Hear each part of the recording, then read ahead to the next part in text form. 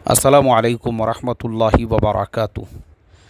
मोहतरम भाइयों, बुज़ुर्गों, दोस्तों, ज़िना आम हो चुका है।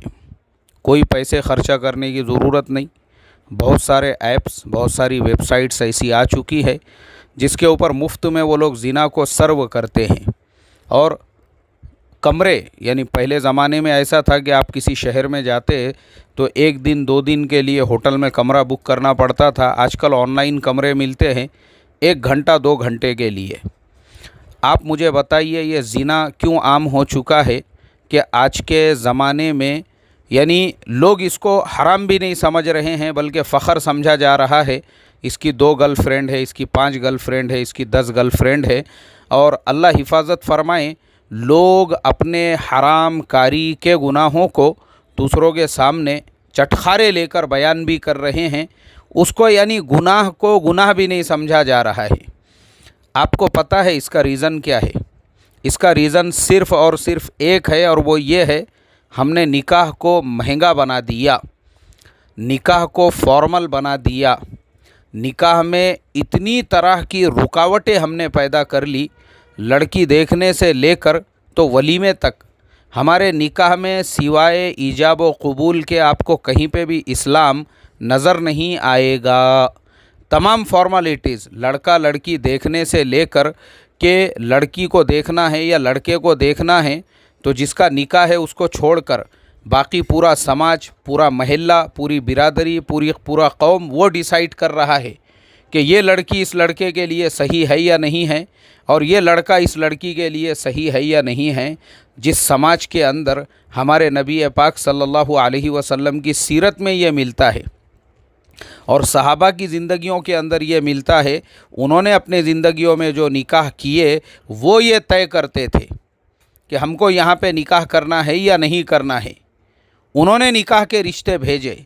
उस ज़माने के अंदर इतना फ्रीडम था, और हमारे आज के ज़माने में ज़िना में तो फ्रीडम है, ज़िना में तो इतना फ्रीडम है कि अल्लाह हिफाजत फरमाए कि लोग, ये कमरों की बात तो मैंने किया, उसके अलावा बसों में, चलती मेट्रो में, बस स्टैंड के पीछे जो पतरे हैं उसमें, झाड़ियों में, गार्डनों में, झाड़ों के पीछे, दरख्तों के पीछे, वहाँ पे भी ज़िना करने को नहीं शर्मा रहे हैं।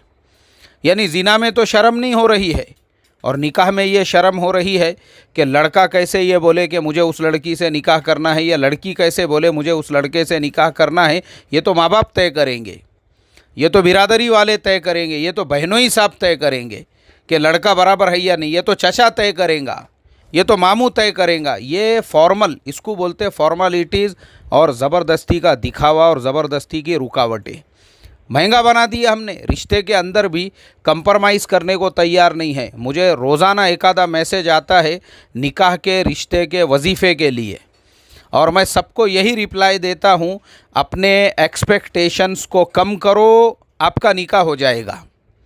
निकाह नहीं होने की वजह सिर्फ ये है आपके एक्सपेक्टेशंस। लड़का है, अगर जॉब कर रहा है, एक आधी डिग्री उसने ले लिया हुआ है, पैर टिक रहे नहीं उसके ज़मीन पर, वो अपने आप को किसी किंग से, वो अपने आप को किसी युवराज से, अपने आप को किसी प्रिंस से कम समझने को तैयार नहीं है। लड़कियां 50-50 देखकर रिजेक्ट की जा रही है। यानी कंप्रोमाइज़ करने को तैयार नहीं, और इनको वजीफ़ा चाहिए। लड़की ने 2-4 किताबें ज़्यादा पढ़ ली, उसके पैर ज़मीन पर टिकने के लिए तैयार नहीं है। वो अपने से छोटे लेवल के लड़के को एक्सेप्ट करने को भी तैयार नहीं, बल्कि हमारे पास तो ऐसे ऐसे केसेस है जिन लड़कियों की 3-3 तलाक़ें हो गई, 3-3 तलाक़ें, और उनके चौथे निकाह की बात चल रही है, तो उसमें भी कंप्रोमाइज़ करने को तैयार नहीं है। उसके अंदर भी उनको लड़का उनसे डिग्री में 4 गुना ज़्यादा चाहिए, पैसे में 10 गुना ज़्यादा चाहिए। जिस समाज में इतना लालच हो, और जिस समाज की मुआशरत के अंदर दीन और इस्लाम ना हो, वहाँ ज़िना आम होने ही वाला है। वहाँ ज़िना ऐसे ही आम होगा और सस्ता होगा ज़िना, बग़ैर पैसे के। और निकाह को क्योंकि तुमने महंगा बनाया ना निकाह को, तभी तो तुम्हारा लड़का लड़की देखने में इतनी सारी फॉर्मेलिटीज़ हो रही है। और मान लो दोनों का रिश्ता तय भी हो जाता है, उसके बाद 1000 फॉर्मेलिटीज़, उसके बाद मंगनी की रस्म है। और मंगनी भी कैसी, बाज़ मंगनियाँ तो ऐसी हमने देखी जिसमें 10-10 हज़ार लोगों को दावतें दी जा रही है। पूरा क्या पूरा मैदान, पूरा क्या पूरा ग्राउंड, ऐसा लग रहा है जत्रा भरी हुई है वहाँ पे। पता चला रे नहीं भाई, अभी नवे नवे जो पुढ़ारी साहब, लीडर साहब अंडे में से निकले हैं, अगले इलेक्शन में खड़े रहना है ना एमएलए को, तो उससे पहले अपनी ताकत बताने के लिए मंगनी का प्रोग्राम ऐसा हो रहा है। एरिया के आमदार, खासदार, नगर सेवक सबको बुला के सबके सत्कार किए जा रहे हैं।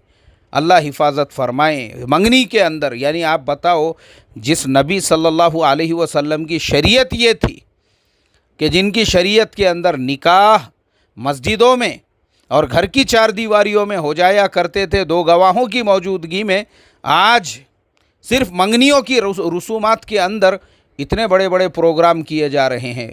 20-20 लाख रुपये मंगनी के ऊपर, 20-20 लाख रुपये मंगनियों के अंदर लग्जरियों की लाइन लगी हुई है। मंगनियों के अंदर अल्लाह हिफाजत फरमाए, फजूल खर्ची है ये। और जब मंगनी हमारी इतनी महंगी होंगी, आप बताइए मुझे, फिर उसके बाद तारीख़, फिर उसके अंदर हमने हज़ारों टाइप की फॉर्मेलिटीज़ की हुई है, फिर उसके बाद में जहेज़ के मसाइल है। अल्लाह हिफाजत फरमाएँ कि आजकल तो जहेज़ में गाड़ियों का तो रिवाज ऐसे आम हो चुका है, आम हो चुका है, आम। मुझे तो हैरत होती है आज के नौजवानों के ऊपर, इनके मर्दानगी के ऊपर, कि ये ज़िंदगी भर अपने कपड़े पहनते हैं और निकाह के वक्त में ससरे का कपड़ा पहनते हैं। इनसे बड़ा भिखारी मैंने अपनी ज़िंदगी में कहीं पे भी नहीं देखा। और उसके बाद में भी फिर लड़ाई झगड़े चल रहे हैं, लड़ाई झगड़े। कायपे से लड़ाई झगड़े चल रहे, तुमने हमारे मेहमानों को चाय नहीं पिलाई, तुमने हमारे मेहमानों को शरबत नहीं पिलाई, तुमने हमारे भैनोई साहब को कॉफ़ी नहीं पिलाए, तुमने हमारे मेहमानों का बराबर से इकराम ही नहीं किया। इस पे से लड़ाई झगड़े। मैं खुद शरीक हुआ हूँ भाई, मैं खुद शरीक हुआ हूँ ऐसे निकाहों में जहाँ चाय नहीं होने की वजह से मारा मारी, तोड़ तोड़, मुंह तोड़ उसका, खींच उसको इधर, कुर्ता फट गया उसका, मारा मारी। वो जो शादी का पिंडाल था, कुर्सियाँ एक दूसरे के आंग पे, एक दूसरे की गर्दन पे, एक दूसरे के बोकांडी पे, सिर्फ चाय की वजह से। और मैं भी वहाँ, मुझे जब पता चला कि भाई चाय के वास्ते ये निकाह टूट रहे हैं, मैं बोला भाई मेरे को बोलना था, लड़की के वालिद साहब मेरे दोस्त है, मुझे अगर पहले से पता चलता तो मैं तो एक पूरा टैंकर भर के चाय लेके आ जाता था। जितने मेहमान हैं, बड़ा जो उसका पीछे का वॉल रहता वो खोल के हर एक को नीचे बिठा के नहलाओ, चाय में नहलाओ, इनको चाय पिलाओ मत, इनको चाय में नहलाओ। क्यों? चाय के वास्ते मारा मारी जैसे ज़िंदगी में इन्होंने कभी चाय नहीं देखे थे। ये 7 पुश्तों से कभी इन्होंने चाय को सूंघे नहीं थे।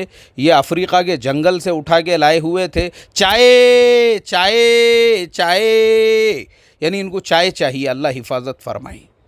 और चाय के अलावा खाने पीने पे से, खाने पीने के ऊपर से माशाअल्लाह मैंने ऐसे ऐसे लोगों को देखा हूँ जिन्होंने, मैं जो बोलता हूँ ना हमेशा, जिनके नज़दीक दीन जुब्बे के लंबाई का नाम, रुमाल के लंबाई का नाम, ऐसे लोग खाने पे बैठे हुए हैं और वो झगड़े कर रहे हैं।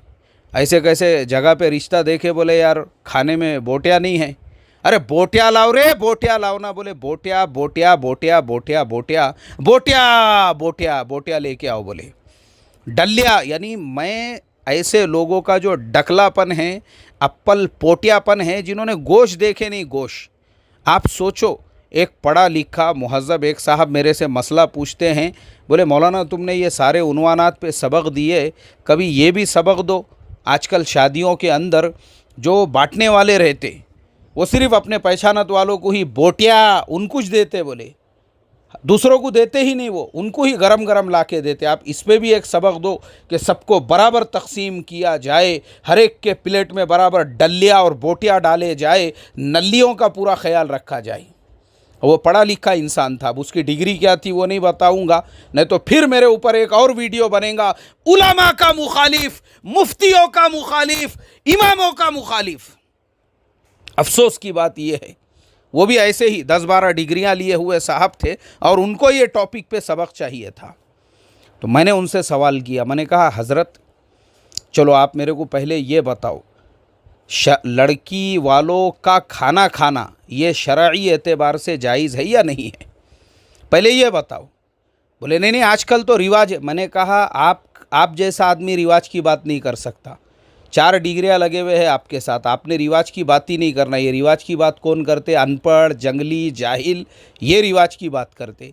पढ़े लिखे हैं ना? मैं बोला आप मुझे पहले ये बताओ, लड़की वालों का खाना जिस शरीयत में, मेरे पास हज़रत थानवी रहमतुल्लाह अलैह की किताब, मैं उसी में से दूल्हा दुल्हन का कोर्स पढ़ाता हूँ, बाज़ाब्ता उसके अंदर ये लिखा हुआ है, बारात का ले जाना हराम है। उन्वान है, बाज़ाब्ता उन्वान है ये, जिस शरीयत के अंदर। और आप जो है, आपको बोटिया चाहिए, बोटिया बोटिया बोटिया बोटिया चाहिए आपको, अप्पल पोटे ख़ानदानी भूखे लड़की वालों का गोश्त चाहिए तुम जैसे लोगों को। इनको तो सालों को कुत्ते काट काट के खिलाना चाहिए, ये जिनको बोटिया चाहिए। तो इनके अतड़िया जो है, इनको इन्होंने कभी खाए नहीं थे गोश्त। अल्लाह हिफाजत फरमाए। ये ऐसे ऐसे लोग भरे हुए हैं। तो मैंने उनको यही कहा, तो हमारे समाज के अंदर बोटियों पे से निकाह टूट रहे हैं, बोटियों पे से। अल्लाह हिफाजत फरमाए। खाने पे से, रोटी पे से, मारा मारी, दंगल। अरे मैंने देखा हूँ भाई। आप बोलेंगे यार मौलाना आप बहुत ही गुलू करते बात के अंदर। मैं सुनी सुनाई बातें नहीं बोलता हूँ। मैं खुद रहा हूँ ऐसे पिंडालों में, ऐसे दस्तरों पे जिसमें आधे खाने पे दस्तर उड़ गए, जहाँ पे मारा मारी कुश्ती के मैदान अखाड़े बन गए। मैं खुद रहा हूँ ऐसे निकाहों के अंदर। अल्लाह हिफाजत फरमाए। और उसके बाद भी लड़ाई झगड़े ख़त्म नहीं होते।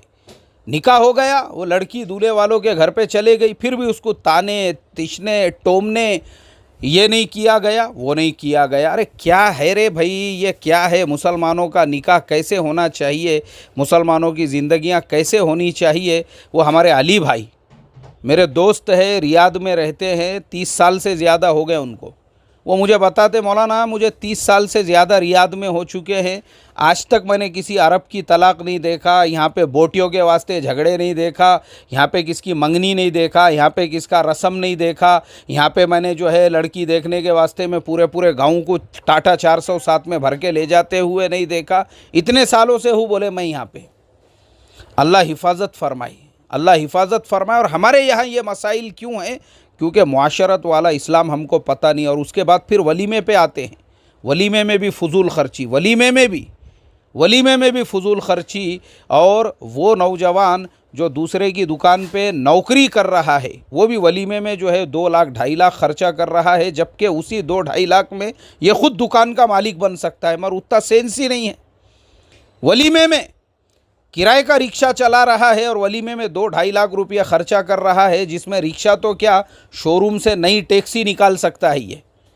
लेकिन फिर भी जो है समाज और मुआशरा, अल्लाह हिफाजत फरमाए। ये सब बातें इसलिए मोहतरम दोस्तों, फिर उसके बाद भी आज तलाक आम हो चुकी है। ज़रा सी बात पे तलाक, ज़रा सी बात के ऊपर से खुला, ज़रा सी बात पे से निकाह टिकरे नहीं। मसले मसाइल घरों के अंदर, क्यों? मुआशरत वाला इस्लाम पता नहीं है। इसीलिए ये मुआशरत वाला इस्लाम आपको सिखाने के लिए हमने दूल्हा दुल्हन कोर्स शुरू किया हुआ है। इस कोर्स में हम यही सिखाते हैं, निकाह से पहले लड़का लड़की देखने में क्या होना चाहिए, महर की मिक़दार कितनी होना चाहिए, लड़का लड़की के अंदर क्या क्या चीज़ों की तहक़ीक़ात करना ज़रूरी है आज के हालात के एतबार से, फिर जहेज़ के बारे में शरई एतबार से हमारी क्या रहबरी रहनुमाई होती है, निकाह कैसे हो, वलीमा कैसे हो, शादी के बाद मियाँ बीवी के बीच में सेक्सुअल लाइफ कैसे हो, फिज़िकल रिलेशन कैसे कैसे तरीक़ों से बनना चाहिए, और फिर उसके बाद में दोनों की ज़िंदगी कैसे गुजरना चाहिए, सास बहू, बहू सास, ननन भावज, भावज ननन, घरेलू लाइफ जो है वो कैसे जन्नत का नमूना बन सकती है, एक दूसरे पे हुकूक क्या है। इसका मकसद सिर्फ़ और सिर्फ ये है कि हमारे समाज में से 498 ख़त्म हो जाए।